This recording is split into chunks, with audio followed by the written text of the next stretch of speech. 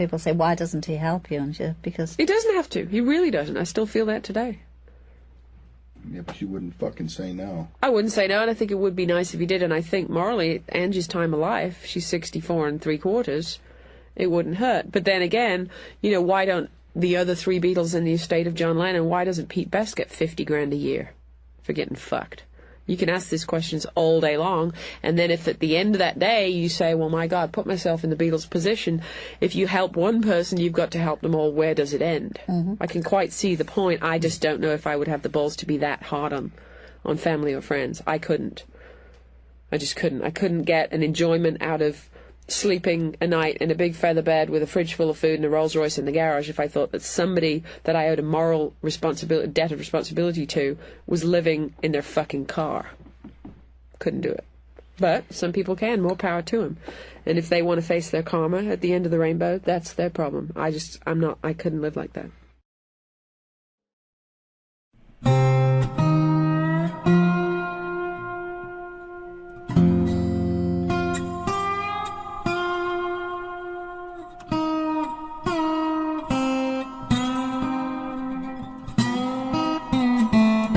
Angela McCartney was born in Liverpool, as you might expect, in November of 1929. She married her first husband in 1956, and their only daughter Ruth was born in the winter of 1960. Angie, sadly, was widowed in 1962, after her husband was involved in a tragic car accident, and some 2 years later, she became acquainted with a lonely widower by the name of Jim McCartney. Jim was a kindly retired cotton salesman and one-time local band leader who also shared the distinction of being the father of Beatle Paul McCartney. The couple were married in 1964, with Jim formally adopting Angie's little girl. Together, quite happily with Jim until his death in 1976, Angie and Ruth were witness to pretty much all of the exciting, turbulent, unpredictable, unparalleled Beatle years.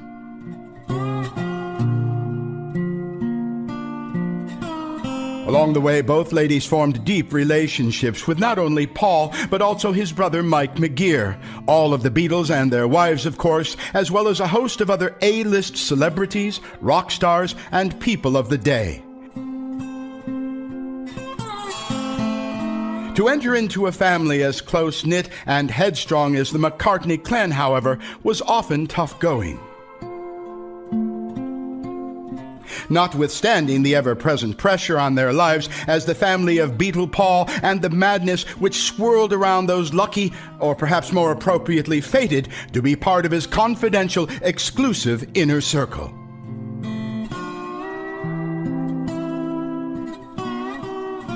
Angie, ever enthusiastic, optimistic, and full of life, not only looked after Ruth and Jim, but also helped out at the Beatles' office with fan mail, event planning, and later in 1976, starting the Wings Fun Club for Paul's second incarnation pop group, Wings.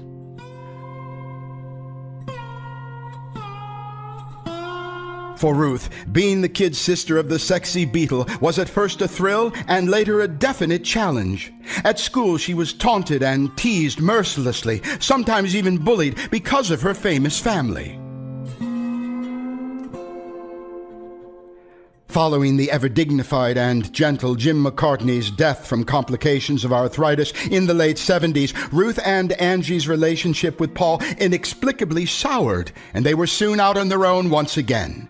The fact of the matter is that they were pretty much turfed out with little support from the mega-millionaire Beatle.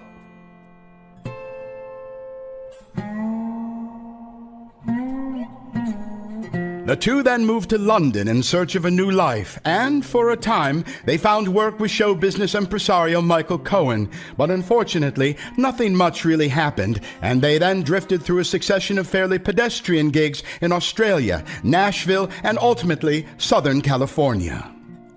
Fortune, however, once again smiled upon the two determined ladies when the talented, perky Ruth landed a recording contract in Germany in the mid-1990s.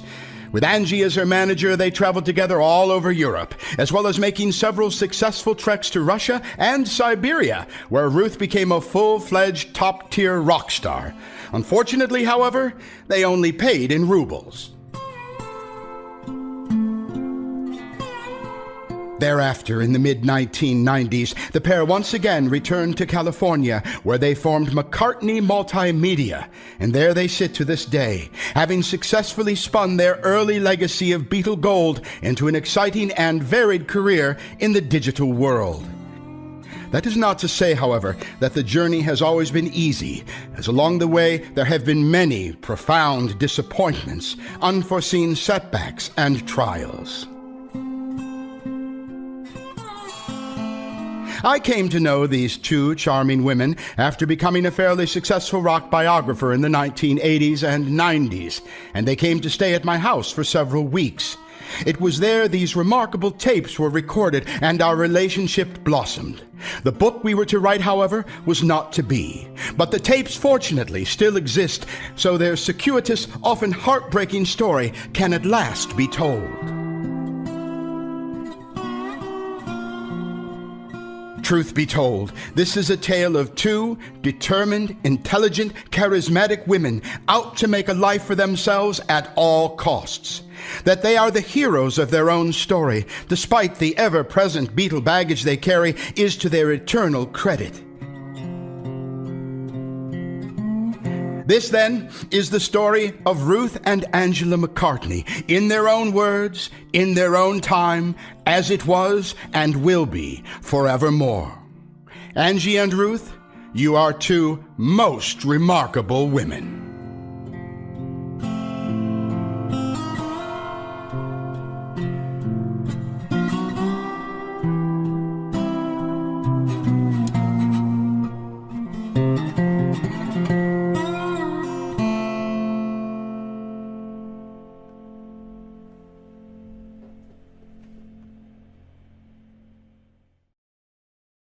Are you aware that the public has a general impression that Paul was very close, exceptionally close to his father? No, I'm not aware of it, no. Well, that is the public Is perception. it really? That's very interesting. Wait, of course, it's It's the impression he conveys now since his father died. But I couldn't say that. I couldn't validate the fact that the public believes that. I think the public in many cases is a little bit more perceptive than we give them There's no credit. doubt. Well, let me ask- Loved him. There's no doubt about that. But he had a funny way of showing it. Like I said to you this morning, it's sort of it seemed to be a game with Paul and Linda. They would do things for people and then sort of sit back and watch them fuck it up by themselves. You know, they bought the Robbins' a shop, knowing full well they had no experience in running a shop, they didn't know how to keep a set of books, and there was no parking, and it was on a main road. So, I mean, if anybody with any brains had done any marketing research, they could have said to anybody from Apple or from the office, look, my cousin wants to open a shop, here's the demographic, here's the address, here's where he lives, what do you think the chances are?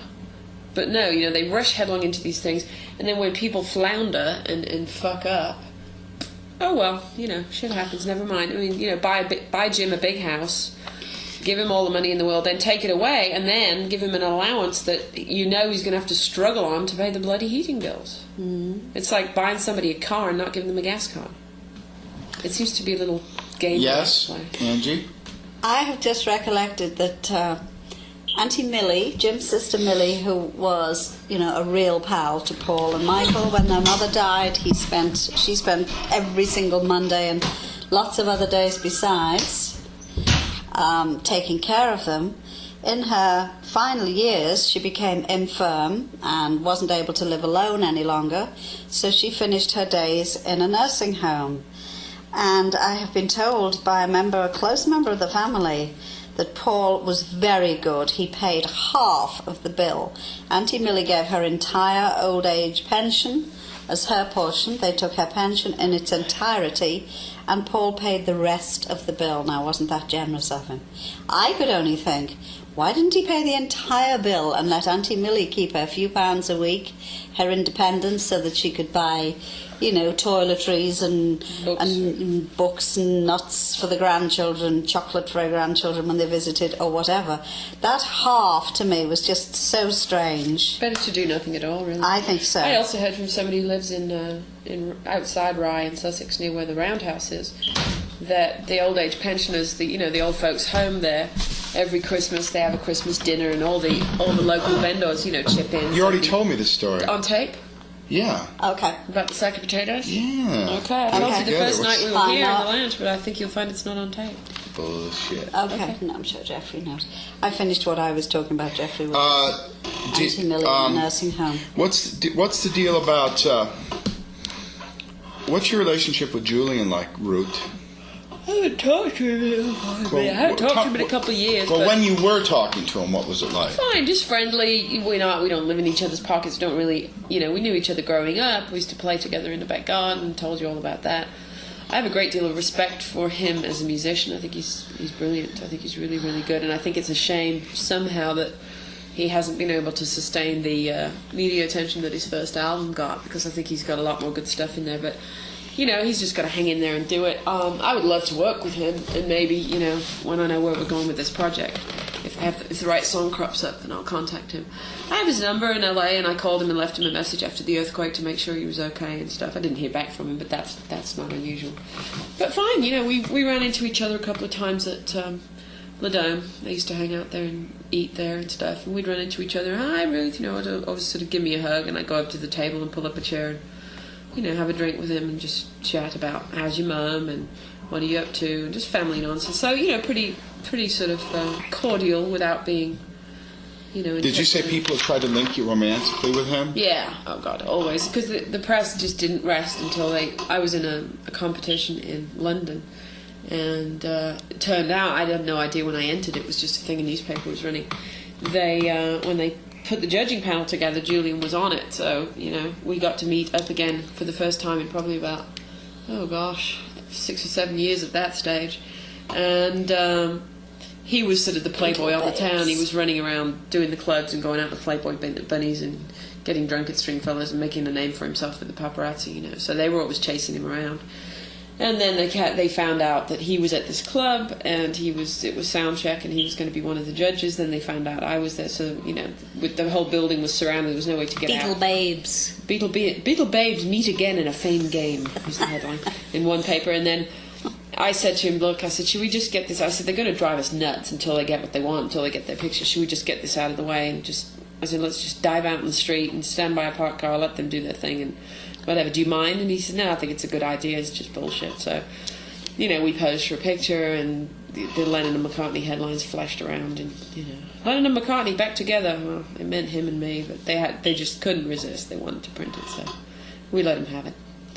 But, no, I always thought of him more like a little brother. I mean, I think, he's a very attractive young man, but I've never thought about him in those terms, if you wish. What's this about Hoagie Carmichael and Linda? Yeah, I'm wrong about Hoagie Carmichael. It was someone else, and it's already in one of the research books which I saw this morning. Linda told us that her father had accepted the publishing on a song that was about Linda. I can't do all the charges about Linda, wasn't Yeah, it? That's in Blackbird. Yeah. Oh, okay, fine. We don't need that then. No. Tell me about the party with Ruth, Keith Moon, and David Essex. When, where, all that. The launch of Wings at the Cafe Royal in London, probably 72? We can look it up. Sorry, Deborah. And we went down to London. This was one party I was absolutely determined to go to after the last fiasco. No, it wasn't the launch of Wings. It was the Red Rose Speedway tour. So that'll be easy to find out. It was just a big celebrity bash upstairs at the Cafe Royal on the Strand in London. And I went and got to sort of hang with the stars and meet all my heroes. Good old Rod Stewart was there, and always. He's always there. Just say free beer and Party. Party animal. I don't know if he drinks anymore, but the old days the thing was, you want Rod Stewart to come to your party, just tell him champagne and women. So he was there. Cat Stevens, Neil Sedaka, David Essex, Keith Moon, whatever. And at the end of the night, Elton John was there. Mark Bolan was there, wasn't he? And at the end of the night, there was a little stage and a drum kit and a piano and some microphones and guitars and stuff, and there was a jam session. And we played, everybody got up and played Lucille and Good Golly Miss Molly and Crocodile Rock. And I sat on the piano stool with Elton John playing the bass of Crocodile Rock, and Keith Moon played the drums. Paul played bass, of course. Neil Sedaka and Linda were on one microphone singing backing vocals. It was just like the all-star jam session. And of course, nobody had a camera. Duh. But that was a big thrill for me, playing the piano with Elton John. I was about 15. Didn't you dance with Keith Moon? Yeah, we tangoed. He's a crazy man. He was wonderful. And David Essex's wife? And yeah, David Essex's wife, Maureen, came up to me, and I didn't know who she was. She was a nicely dressed little petite blonde, She came up and she says, "You're Ruth, aren't you? Are you Paul's sister?" And I said, would you do me a favour? And I thought she was going to say, "Here, hold my bag, I'm going to the toilet," or something. She says, "I've got to get home for the babysitters. It's about, I promised them I'd be home before midnight, and it's 1:30 now. My husband's really shy, and he said, once I leave, he'd be by himself. Would you sort of look after him and, encourage him to sort of, have a dance with him and get him a drink if you want, And I said, "Yeah, sure, where is he?" And she pointed to David Essex. I almost threw up. Yes. I was like, yes, I can do that. Not a problem. I thought it was a very smart move, actually, because having been entrusted with his care, I wouldn't dare do anything, How about Ryan O'Neal? That's right, he was there. Mm-hmm. He was wearing this weird thing with a lot of buttons on it, wasn't he? That's How right. about Edith Fishwick? Oh, that's just something I put on the list. That's Angie McCartney, Mike McCartney's mother-in-law. And I want to find her when I get home, because I'm sure she'll have a wealth of stories and hopefully some pictures. What's this, Mike, discussion on dubbing people in? Yeah, to dob somebody in is to sort of blow the whistle on them. With And the we were cops? having, with the cops or the authorities. We were having a conversation one day about somebody who had just contacted the law about their kid and drugs and so forth. And it was just a general conversation, and I said, "Oh, that must take an awful lot of heart searching to do, but I admire the father that did it, because if he knows that's the only way his kid's ever going to get straightened out, it's a hell of a decision, but more power to his arm." I said, "Well, I'd certainly do it if it was my kid, wouldn't you?" to Mike. And he became very defensive. He said, "You're joking. If our kid committed a murder, I would cover up for him." And I said, "Would you really, if you really, honest to God, knew that he'd murdered somebody?" He said, "Yeah, absolutely, there's no question." Blood's thicker than water. And he just couldn't understand my point of view. It was just one of those things that was never going to be resolved, so we'll let it drop. Interesting little Yeah. thing there, Well, which is it's probably an exercise why, in loyalty. Mike's, in my estimation, being treated very shabbily by the regime. I mean, a lot of Linda's relatives have profited from Paul's talent business-wise, legally and corporately and all this other stuff, and Mike doesn't have a job with the organisation, but he is so fiercely loyal to Paul, and yet, unfortunately, it doesn't seem to be reciprocated. How about Paul's moped accident? I know that this has been reported in other places, and I've seen it inaccurately reported. In fact, this garbage book I just told you about, with all these clues about, Paul is dead, that makes reference to the fact that when Paul had that accident, he was so badly disfigured that, they had to have this clone William appear. Campbell. That's right.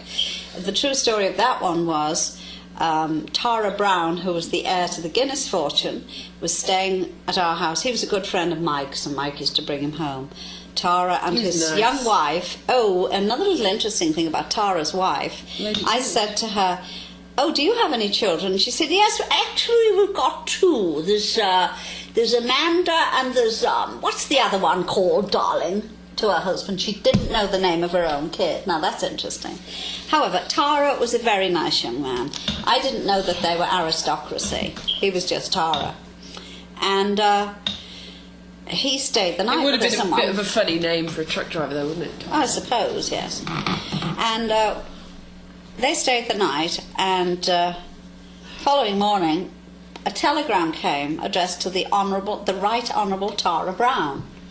And I took in the telegram, and when Tara came down to breakfast, I said, "Hey, Tara, somebody playing a joke on you. Look, they're calling you the Right Honourable." And he said, "Oh, no, that's me, actually." And I was sufficiently working class. I was totally overwhelmed, and I thought, I gave him sausages in the kitchen last night, and he's a Right Honourable, But he really was great. He stayed over, and Paul came home. Sausages, I'm hungry. Sausages. Oh, yeah. And Paul and Jane had been given these 2 mopeds by some, garage place that wanted to get some publicity out of it. And Paul and Tara decided to jump on these things and go over to their cousin Bet's in Bevington. And they'd had a few drinks. And, of course, on the way there, they touched the front wheel of Paul's touched the curb, evidently, and he came off and broke a tooth and split his lip, etc. So they trundled into Bet's house, and phone calls ran back and forth, and we decided to get Dr. Jones, the lovely doctor I told you about, who asked Jim, could he have £600 instead of 3? So Dr. Jones was duly summoned, and he arrived at Bet's house with his bag and stitched Paul's lip. Ouch. And later Mike went over and brought Paul home and helped him to bed, and it was so sweet. Mike sat up beside Paul the entire night, just holding his hand, with flannels and ice and so on. And I kept getting up in the night and popping in just to see what was going on. Just stroking it was his just hand, so lovely to see the devotion on Mike holding his brother's hand. He's a good kid, he really is. Yeah, he stayed up. I mean, he kept sort of nearly nodding off to sleep, but he stayed beside him the entire night, and I could just see the devotion in Mike to his brother. It's very touching, and it's obviously still there because he's so defensive. Yeah, he could write a humdinger of a book, but he'll never do it. That's all I have to tell you about that. Did Brian Jones ever come to Rembrandt? No. Did you ever meet him? I met him, I think, once at a party. I have to think about this. It was probably at John Lennon's, I think. If you bear with me on that one, Geoffrey, I'll put it on my list to have a look through my diaries and get I a little have a bit more feeling on. that I met him, so it might have been at Cavendish Avenue, because I never used to go to those sort of...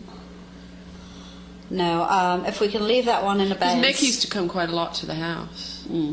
What was he like? To Cavendish Avenue. It was, just a crazy rock and roller, young swinging London, birds and booze. And he and Paul were quite friendly, which I thought always struck me as odd, because they were in the 2 biggest rival groups of the time, of the day. But it was also when Mick was in trouble over drugs. Yeah, and his place was being watched and stuff. And he used to just, the press would be following him and whatever, so he used to just come and hang with Paul. And, I think they had a certain kind of a commiseration thing. They both knew what a pain it was to be followed and to be watched and to be busted for drugs and all that sort of stuff, and they kind of hit it off. But it always struck me as odd, because it's still, to this day, there seem to be 2 camps of people from that era. There seem to be Beatle fans and Stones fans. Very seldom will you find somebody that's... Never the twain shall meet. Bizarre. And I thought it was kind of an interesting comment.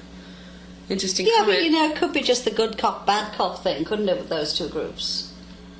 They both still have enormous followings. Paul should get his ass working with Mick and Keith. They're still making some great... they're making great music. Yeah. That would be great. I'd love to see... I'd go out and buy something like that. Be a challenge. He just somehow doesn't want to challenge himself. He doesn't want to deal with, the reality of it all. I don't know. I just don't understand. What's the status of this sitting in a car in Scotland eating candy bars? Yeah, that was when we stayed up at the farm and we were so hungry that after they'd gone to bed at night, we used to sneak out to our Rover, where I had a stash of candy bars that I'd bought, because, Jim was hungry. Before he could go to sleep, he needed something else to eat. Were they on this vegetarian kick by then, I think? No, I don't think so, no. Linda used to fry fish for us. But I don't think she ate it. I think they were veggies by then, or they were starting to be. No. Because it was all that flies in the milk, they're God's creatures, let them live crap. What about Judith Simmons and Judith Jim Simons? She is a showbiz journalist, columnist in England, or she was at that time. I don't know if she's still going. And as you know, the previous year, Paul had bought his father a racehorse. The following year, nothing. No, not a card, not a call, nothing. And we met up with Judith Simons, and Mr. McCartney, and out comes the notebook and the pencil out of her purse, and she said, I must do a little piece while I see you here. What did Paul buy you for your birthday this year? And Jim glanced at me, feeling very embarrassed because Paul hadn't even telephoned him on his birthday. And he said to me, what was it, love? Was it a set of park railings? And I said, yes, that's right. It's totally stupid. I don't know what Liverpool. park railings are. Oh, well, okay, if you have a park, like your big You know, garden here, in- you have rails, metal railings. Metal railings, metal Fences. metal fence, like You know, these black, wrought tall iron. spike things. So And he park said, railings. just off the top of his head, a pure silly, like a Monty Python kind of joke. Oh, wasn't it a set of park railings? Oh, how interesting, she said. You put it in She the wrote paper? it down. It was in the Daily Express the next day. This year, Paul McCartney bought his father a set of park railings. And everybody must have read that and thought, what the hell did he do that for? Just like you said, I don't understand. Tell me about Brian's funeral. It was a memorial service, actually, in St John's Wood. Was it St John's Wood or Golders Green? Golders Green, probably, yes. And I'd never Synagogue. been to... No, it was St. John's. Was it St. St John's Wood, Synagogue? yeah. I'd never been to, a synagogue before or to a Jewish function.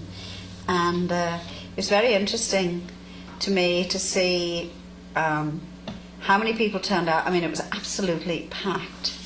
And it was a very solemn occasion. And there was a lot of, the sort of Hebrew... I suppose it is just chanting or whatever. I don't know what they describe it as.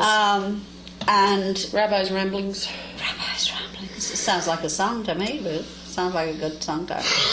And we, who was there? Peter Brown, I think, was toting us around. And there were a lot of record industry people, a lot of everybody that worked for Brian and so forth. And Lulu, do you know who Lulu is, the Scottish Yes. singer? Right.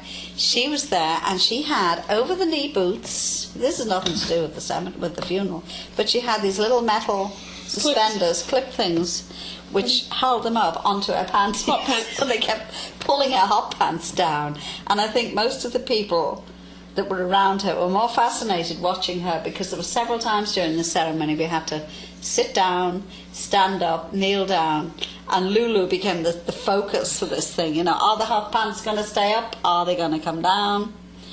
After that, we all went somewhere. I'm just trying to think. We all went and had supper together. In your diary, will it be? Yes, it will be in my diary. So I realise I've got a lot of add-ons. Tell me sitting about in my diary dates. the other Beatles that day, because they were all there. Yeah, they were just very subdued, all in very suitably attired in dark clothes, very respectful. And of course all the Jewish men who were there donned yarmulkes.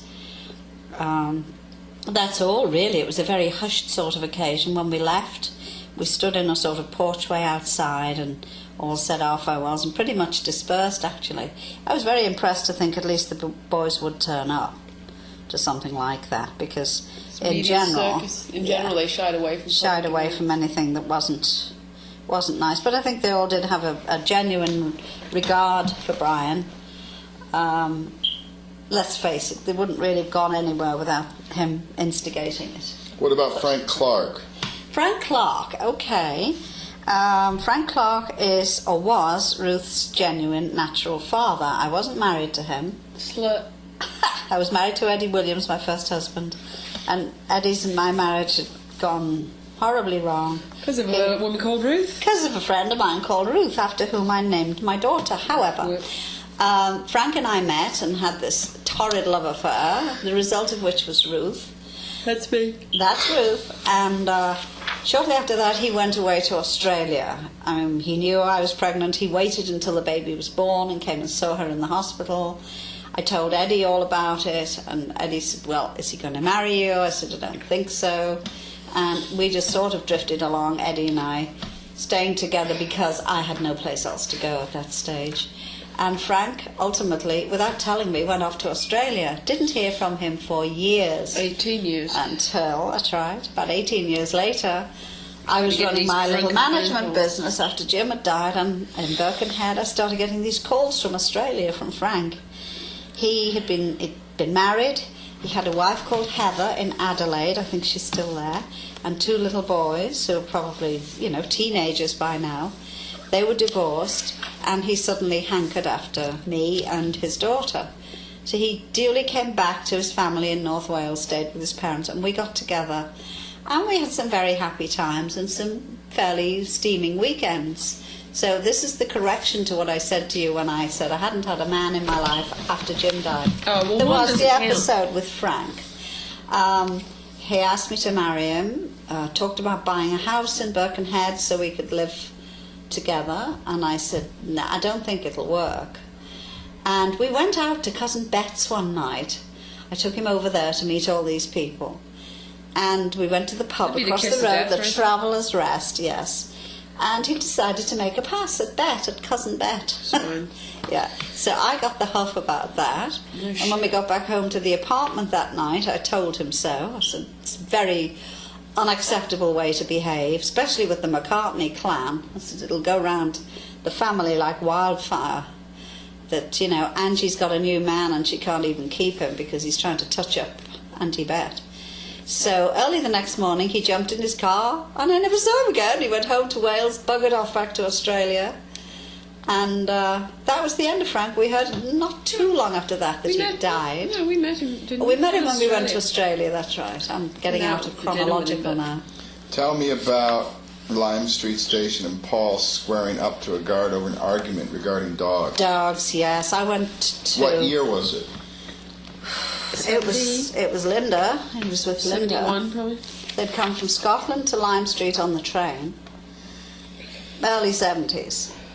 And I had gone down to pick them up off the train, and when I actually boarded the train, there was this terrible scuffle going on where Paul was pushing this elderly man. He was a guard on the train, or Not an inspector. physically, of course. Yes, physically doing this, pushing him.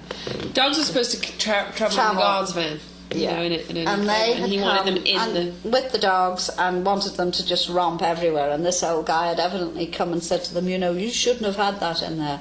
I'll do what the fuck I like. It was one of those. And Linda was standing behind Paul going, go on. Yeah, go on, Paul, you tell him. the laughing. Yeah, she thought it was funny that Paul was getting nearly sort of knocking over this elderly grey-haired man. Yeah, Did you see this with your own I eyes? saw that with my own eyes, Geoffrey. 10 out of 10. Oh, really? Yeah. And they came off the train. We all got in the car. He's got them dollar signs in his Oh, eyes yeah. again. Dollars, yeah. Got in the car. Oh, and another one of these is that we were going out one day, Jim, Paul, Linda, and myself. And we stepped out of the house, and Paul was driving, and Jim opened the other front door to get in behind his son. And Linda went, hey, out of there, like this to Jimmy. And Jim looked, and she said, in the back. And Jim said, but I always sit in the front with Anne. She Because said, his well, you legs don't is- sit in the front with Paul, in the back. I'm And he sitting got in with the my back husband. with me, and we drove out, and Paul said, see, what you don't understand, Dad, is, you know, that's In all very America. well in England, you know, you and Ange might The sit man together. up front and that. But, you know, in America, it doesn't work like that. You know, if Linda's my woman, and she wants to sit by me, and you just get in the back. And it was another of those small put-downs, but very humiliating, of son telling father, these are the rules. How about any other physical abuse by Paul to anyone? Because we got Nothing. Linda now. We've got this old blow. The old So you blow. kick the dog. Kick the Kick dog. the dog, bust the dogs. Nothing else comes to mind immediately, but I promise you, Geoffrey, I will adapt to if it does. Okay, now let us continue with this timely story. A reporter, water, and Rembrandt. Oh yeah, this goes back to. Oh, is that the bloke who comes in the rain? Yeah, No. He went and got a bucket of water from the garage and soaked himself so He he bought could a get bucket in. of water All for a right, pound. tell me about it now. There were a whole host of them hanging around. And we What went- year was it, Mom? It was quite early. It was in the when- 60s. I It think was when- Jane. It was. Oh, was it? It was Jane, and they'd had some kind of a reputed split. And this guy, all the press kept coming and calling and so on. No dice, Jim wouldn't let him in. We didn't open the door. And then eventually we had this very, very agitated ringing of the doorbell. And we had a full glass door with a net curtain inside of it. And I could see this guy on the porch soaking wet. So I opened it. Barry something. Remember? Don't remember. Okay. And I said, oh, God, look at you. Come in. So he got into the lounge. Didn't And- occur to us that it wasn't raining. No, I didn't notice it wasn't raining, Geoffrey. Now, this guy gets 10 points. Went off, made him some tea, and when I came back, I said, hey, wait a minute. What's going on? It's not raining. He said, well... Got in, he said, didn't Got in, yeah. He said, I tried the Victoria Hotel, and, you know, he said, I just decided in the end to buy a couple of buckets of water from them. drive up again, pour them over myself, Give it a go. and give it a go. He said, and it worked, didn't it? Now what'd you do? Boot him out? No, he was okay after that. I think he got the interview, didn't he? Didn't No, no, he didn't. no, just from Jim and I. But when you started Ruth McCartney and Talent, he said, anything I can do for you, any press you want, anytime, give me a call. Tell And me- you were actually dancing at the Deerstalker Club once, and one of your boobs fell out of your dress. I remember. And that'll turn up one day. Oh, yeah. somewhere, yeah. I remember the night that Elvis Presley died. I was on stage with my dancers in Manchester at Fagan's Club, and the comedian had gone on, and then it was our turn to go on, and the compere says, ladies and gentlemen, it's a big hand for Harry Smith, our stand-up comedian for tonight. Before I introduce the next act, I've got a bit of news for you. I've just heard on the radio that Elvis Presley's dead. Thank you. Ladies and gentlemen, Ruth McCartney and Talent. Thank you.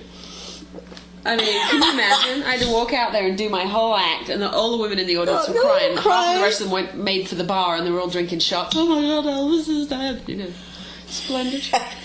How about That's showbiz. the concrete steps at Rembrandt? Yes, Paul just took it into his head one time to make steps the bottom left-hand corner of the lawn where it went down to the little area where we had the little sort of sunbathing area, and the place that led to the vegetable garden at the bottom. Wind trap, wasn't it? Yeah, and he sort of he got a shovel and dug out the steps, and then went out and bought some concrete, a bag of cement and stuff like that in the village, in the low village, yeah, like breeze blocks, and some pieces of wood, and built these couple of little steps to make it easier for his father to get to the end of the lawn and down these steps into his little sunbathing area. And he was really proud of it. And everybody kept, it's probably still there. Everybody that came to the house would say, come and see my steps. And even after Paul had gone back to London, it was the old proud dad, come and see Paul's my steps. son built me, My steps. He did a bloody good job, actually. He's pretty handy like that. I mean, He is, Scotland very and capable. stuff. He was, when we were in Scotland, they were still obviously renovating and stuff. Yeah, painting. He's good at painting and joinery, carpentry, stuff like that. He likes to do that. So which is interesting, actually, for somebody artistic to be practical. In It's that probably sort a of good way. outlet too, isn't it, to do It's something? therapeutic, I'm sure. He's pretty good at that kind of building shit, though. He gets oracle-like, as far as I can remember. He gets to be where he knows everything. Pontificates. He knows everything, and everyone else is just an idiot. And if you dare to argue with him, it's the old yes man thing. If you dare to argue with him, then there's a fight. I mean, it's exactly everything, the opposite from everything I've ever read or understood about marijuana. It's supposed to be the happy, happy peace drug, let's all make love and tie-dye a bunch of T-shirts drug. But the way I associated it with growing up was that every time Jim would smell it, it would make him really uncomfortable. It was violently against the law, still is, which I happen to think is ridiculous. I don't smoke pot, but I defend anybody's right to sit on their patio and smoke a joint. It's probably, I'm sure it's far less dangerous than alcohol, but that's a matter for governments. That's, I'm just a citizen. So, I mean, I agree with, the whole legalized marijuana crowd, but there's a time and a place. You don't smoke it in front of your 7-year-old stepsister or your children or, same thing. And that was my dad's whole thing about, you can do what you want to do. I don't approve, don't ask me for my approval, and don't do it in this house. What do you think, what status in life do you think the McCartney family, clan, and they are a clannish family, Very, yeah. would have achieved had Paul not become a Beatle? Oh, absolutely none whatsoever. They are, I'd say basically, and they're not going to like this, but from my observation from having got outside, seen the world, mixed with a lot of people, they're losers. They all hung on Paul's every word and yet criticised him behind his back, mocked him, resented his position, but used it. A lot of people who never really had the tenacity to get a job and get on and stay with things. Not all of them. This isn't applicable to all of them, but certainly to a good amount of them. But the fact that Paul was celebrated, successful, talented, acclaimed worldwide, and even able to hobnob with royalty and aristocracy and so forth, they obviously idolised him in a sense, and I mean it in the sense of idolatry, lionised him, protected him, were terribly critical of anybody who didn't totally approve of him. In other words, that blind faith was supposed to be there. Didn't matter whether he... But it was only a treated guise. Huh? It was only a guise, Oh, because the flip absolutely. side was Well, the flip side was that they thought he was a prat. they did, really. Most of them. I guess they'll come out of the woodwork when this is put in print, when this book comes out, and say, how dare she say that? You have asked me my observations, and these are they. I don't think I'm an unintelligent woman. I was a very stupid woman in those days, because I got sucked into the whole we must kowtow to Paul, we are not worthy routine. Largely instilled into me by Jim, who used to say, shh, don't argue. He even used to say, when Paul and Linda were coming with Heather, don't let Ruth dress up while they're here. Don't just make her keep very plain clothes on. And Ruth was a kid who always liked pretty things and, cared about her appearance and so forth. She liked nice shoes and nice dresses, but because Heather was a little girl who was happier in a pair of wellies, a sweater and a pair of jeans, Jim was so afraid of offending them that he used to say, I had to dress my child in a certain manner when they were visiting, which rankled with me, as you can imagine, because that was Heather and that was Ruth. They were two totally different natured kids, but it was, we must conform. When they're around, we must do everything not to make them disapprove or have any criticism of us. What's even more insipid is the fact that the McCartneys themselves demanded this. For instance, supposing you were to strike that attitude with me and I were to become aware of it, I would then say to you, oh, that's not necessary, that's ridiculous, Yeah. everybody be as you are. That's right. But they actually liked this, wanted it, demanded Well, they it. accepted it. They expected it, shall we say, obviously. Because I told you earlier about, when Paul was upset because I had guests who were coming to cheer me up because my sister had died. And, when I tried to talk to him about it, and he shrieked at me and said, don't forget I put every crumb of food in your mouth. I never forgot that. I never forgot that till, I still have. Hey, Miss Krishna, are you writing this book because of sour grapes? Oh, gosh, no. I'm writing this book because I have been asked so many times. All of our life has not been sad. We've had some wonderful times and are still having them, thank God. I mean, I love my life now. I'm touching 65. I'm having a great time. I lost my home this January in the earthquake. So we picked up the pieces and started again. We moved to Nashville because I had a job offer and Ruth writes songs. So it's as good a place as any, Music City. We've started again. I've just been offered a job in Australia, in Sydney, which maybe I'll take in PR. But again, I'm hanging on because I have a steady job to be helpful to Ruth till she gets a little further towards her goal, and she's getting very close. But it's taken a minute because, like she told you yesterday, when your name is McCartney, it will open the door, and then people will look at you with hostility and say, "Okay, prove yourself." And I think she's managed to do that. I know she would appreciate a kind word from Paul. Not money or not here's a record contract or anything in her lap, but deep down she would love to have his approval. There's no doubt about that. What about, what do you think Paul would have attained to in life had he not been a Beatle? Well, from what I know of his early life from Jim, through the eyes of his father, I don't know that he would have achieved very much at all, because he was unfocused, he was selfish, self-centered, which I guess he still is. I know I've read in print that he said, I probably would have become a teacher. I doubt that very much, because I don't think he would have had the tenacity to study at anything for like 5 years and stay with it.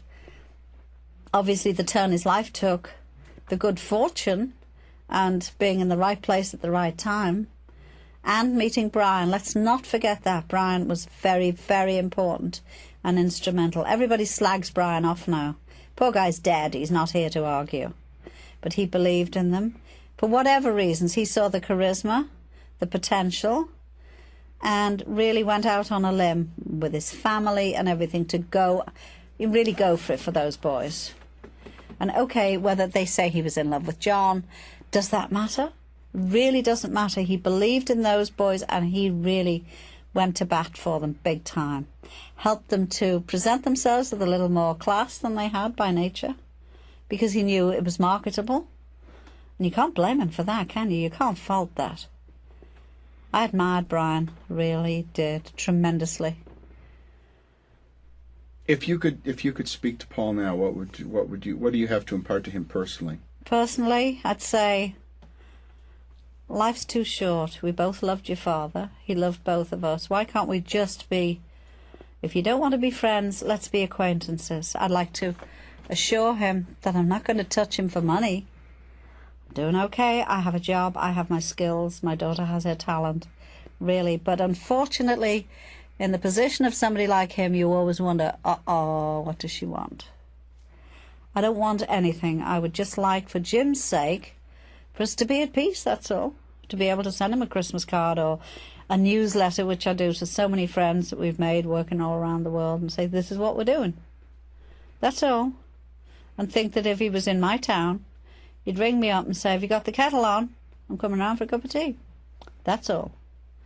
But I suppose in his position, when you are such a megastar, and he has, rightfully in certain instances, got some hostility towards me for doing things like selling his birth certificate.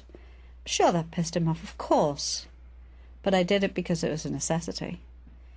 I would like to think that in the light of the things that I hear him say and write, that he would have a little touch of forgiveness or charity in his heart for Ruth and I. But, hey, it comes under Chapter 11. Shit happens. What do you think about the fact that in his music he portrays himself lyrically and also musically as this sort of love and peace, you know? Well, it seems somewhat hypocritical to me, I have to say, in the light of my own experience and of how he treated his father. There's no doubt he has a great God-given talent. Yeah. I guess that megalomania comes into it somewhere, you know. Do you really think he's unbalanced? Oh, yeah. All right, so after you had all these terrible problems, after you had all these sort of horrendous This is your life. Take a seat. occasions, Yeah. Well, I didn't tell you about the last time I spoke to Paul, did I? tell me in detail, minute, what he said and you said, so I can write it in dialogue. Go. Go, okay. It was in Brancoat Road in Oxton in the flat. You rang him. He rang us. How did he get the number? Ange had written to him to say we were in deep shit and we were going to have to sell some of the programs to the command performances and, Were they signed? souvenirs. Some of them were, some weren't. Just a mixed old bag of stuff. Shit, yeah. Right, which really, was not, there weren't like bank statements or all of that kind of crap. Anyway. Lyrics to the day in the life. No. Just souvenirs that anyone who had gone to the premiere of Help, and there were, 1,200 people there, would have a ticket. Stuff like that. Wait a minute. I don't think you told me about the premiere of Help. Did you? I wasn't there. Didn't you go wearing some of Jane Ash's clothes, or was that the premiere of Magical Mystery Tour? No, How I Won the War, Jane gave me a red fox coat to go in. That was separate. We'll talk about the premiere of Help in a minute. All right. So, darling, what... So the conversation went something like, he started on with Ange, and he was on the phone, I don't know, 40, Ange, what did he say? 40 minutes. Well, we went over that. Yeah, I think we yesterday. talked about this one of the earlier Okay, days. But excuse again, me? it was... No, you know- don't need to say it again because it'll confuse the researchers. Sure. What did he say to you? He got off the phone with Ange. She said, Why did he get on the phone to you? Because Ange had written to him to say we were in the shit. To and- you! He'd already talked to Yeah, you. he said, is Ruth there? Put her on. Thank you very much. Follow Then what her on. happened? So he said, "What's up, kiddo?" And he was Friendly? agitated but stressed but still polite, I would say, was his tone of voice. Could hear the kids yelling and screaming in the background, and just the general melee of the household: dogs, chickens, cows, cats, things going on behind him. So he was obviously, not like somewhere in a private room locked away going, oh my God, this is a big issue, and being contemplative, I have to deal with it. It was sort of one of these, he'd got the letter, was having a cup of tea, said, fuck it, picked the phone up. put Ruth on, got on to him, and he said, "What's up, kiddo?" And I said, "Well, I guess we blew it. These things happen. You try in business, and it's not working out. We've, tried to start a small business. We've been unsuccessful, but undaunted. We're going to carry on. What year was this, please? This was 1980. And I said, but basically, shit happens. We're going to carry on. I was 20 years old. I'm still working on my career. We're going to got an opportunity to have some accommodation, some offices from somebody in King's Lynn in Norfolk, so that we'll be closer to London to go up and down for business meetings with potential record companies and talent scouts and agents and this, that, and the other, without actually having the expense of being in London. It's only a 2-hour journey instead of being like 4 hours with the traffic, which by that time we got to.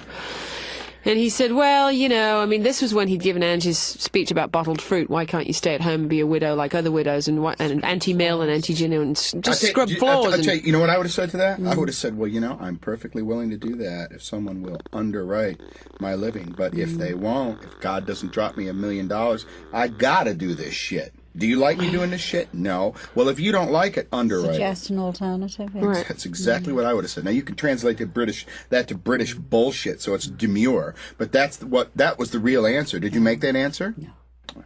See, you're proud. It was too people. dispirited. No, it wasn't a question of pride. We were just broken. We were just absolutely dispirited in those days. Well, if I would have grabbed the phone and said, "Listen, you got a problem with it? Yeah. Then fucking pay up." Right. Yeah. Well, you would. Yeah. And look where that got us. Anyway, All right, go on then. Anyway, so he said he gave me the same old tired out bullshit speech about you're never going to make it in the business.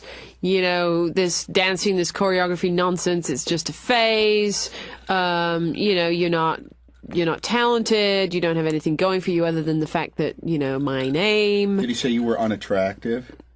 That had already been said at Cavendish Avenue when he pinned me up against the wall. You're a fat pain in the neck, and you don't even get a date in high school. Boys don't want to take you out; they just want to come to the house to see if I'm there, so they can brag to their little sisters, that they met me. Is he really that ego? Me. Totally. Enough about me. What do you think about Without me? doubt. Yeah. How do you deal with a guy like that? Well, you don't. It's You almost do like dealing with a guy like me. Almost. Not quite as bad. Oh. Right. No comment. Anyway, so it was the old, he'd already told Ange to scrub floors and bottle fruit. And his solution to me was, he said, well, I couldn't believe this coming from the mouth of a man who was the father of 3 daughters, father to Heather, the only father she really ever knew, and then his own 2 actual physical offspring, Mary and Stella. I was 20 years old, so I knew a little bit about the world. I wasn't green behind the ears, and he said, well, you're quite attractive with the light behind you, with a bit of makeup on. That was kind of his way of a joke. Ha ha ha. He said, you're up and down in the clubs to Manchester and, around and about. He said, why don't you, hang out a bit after the show? There's lots of rich Arabs hanging around these days with, millions of dollars and Rolls Royces. Why don't you get yourself a rich boyfriend? Do what you women are made for. And I just had enough. He was virtually telling me to go and be a hooker. What did you say? I said, Paul, this is absolutely senseless, us having this conversation. I have my heart set on a career. We've made a few mistakes. I'll probably make a lot more. But if I live to tell the tale without going to bed with people for money, which is basically what you're telling me to do, then I'd sooner do it my way. It may be hard. It may be a long road. Maybe I'll never make it. But, there are certain things that I will not do. I said, so, we're absolutely at loggerheads. We're at a point where it's senseless to carry on this conversation, so why don't we just sort of, make a cup of tea, go away, let the jets cool. I'm going to put the phone down and, let's just be reasonable. Call me back whenever you think that we can say something constructive and work something out here. And the last words he ever said to me was, you can't put the phone down on me. I'm Paul McCartney. And I said, watch your fingers, and hung up. Geoffrey Giuliano is the author of some 30 internationally best-selling books on the Beatles, John Lennon, and other iconic musicians of the 1960s.